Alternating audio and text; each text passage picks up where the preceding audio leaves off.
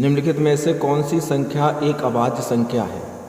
तो इन चारों ऑप्शन में से एक ऑप्शन बताना है कौन सी संख्या अभाज्य संख्या है। तो देखिए 963 अभाज्य का मतलब होता है जो खुद से कटे या एक से कटे, जो खुद की टेबल में आए या एक से कटे उसे अभाज्य संख्या कहते हैं।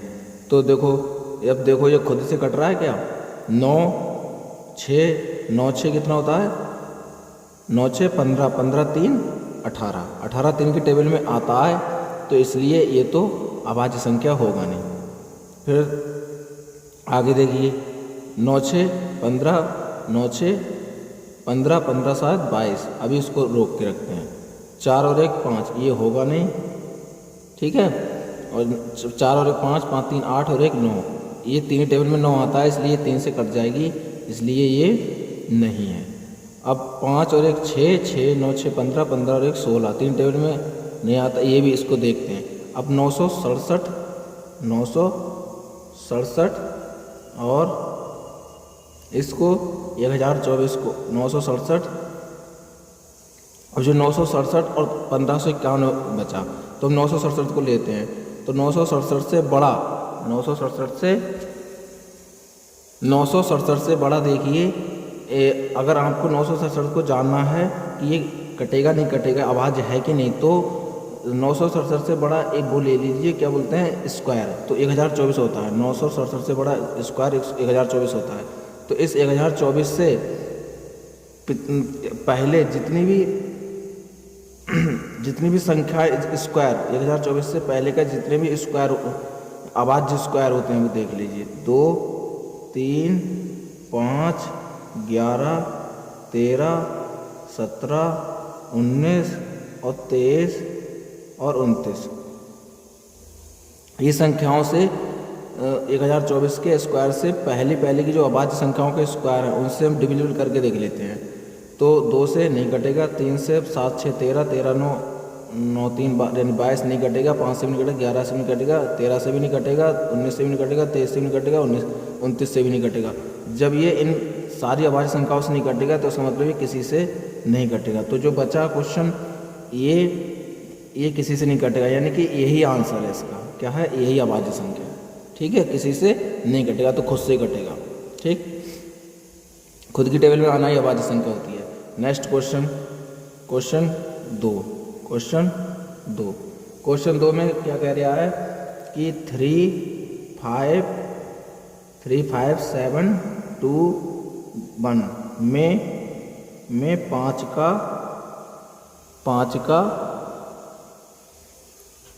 का स्थानीय मान, 5 का स्थानीय मान बताना है।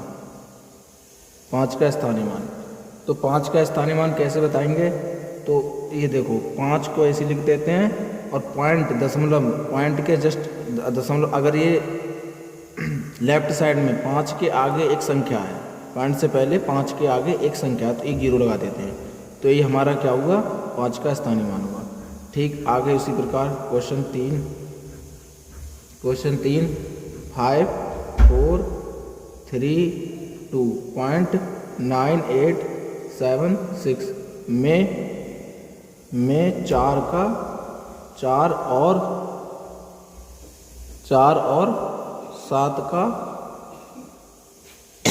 स्थानीय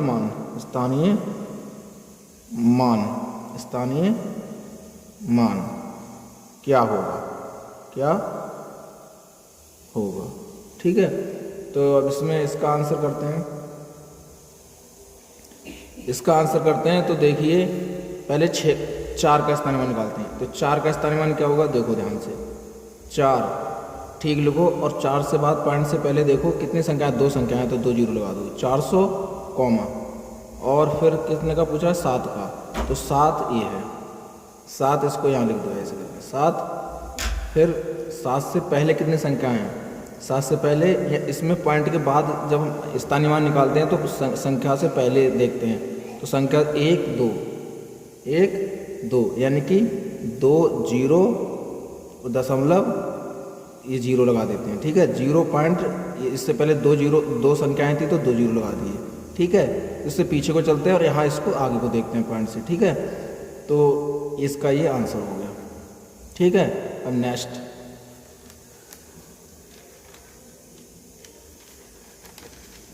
देखते हैं। तो नेक्स्ट क्वेश्चन है, क्वेश्चन कौन सा नंबर क्वेश्चन है? 4।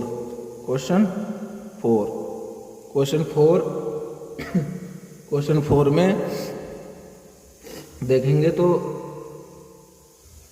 क्वेश्चन 4 2 4 6 7 का पावर 153 गुणा 3 4 1 की पावर 72 में इकाई का अंक बताना है। किसका अंक?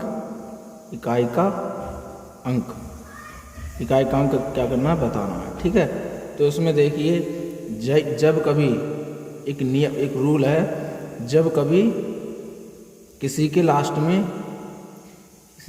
में क्या हो, 1 हो, 5 हो, 6 हो या 0 हो, अगर ये लास्ट में हो, इसमें अगर ये लास्ट में हो, किसके? संख्या के लास्ट में, संख्या के लास्ट में हो, संख्या के लास्ट में हो, तो सेम रहता है। क्या रहता है?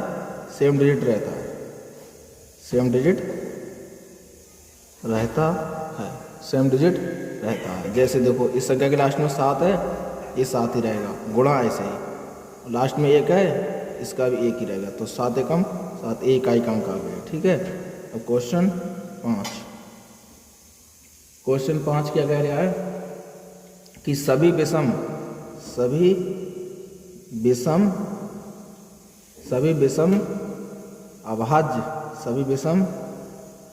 अभाज्य संख्याओं के गुणनफल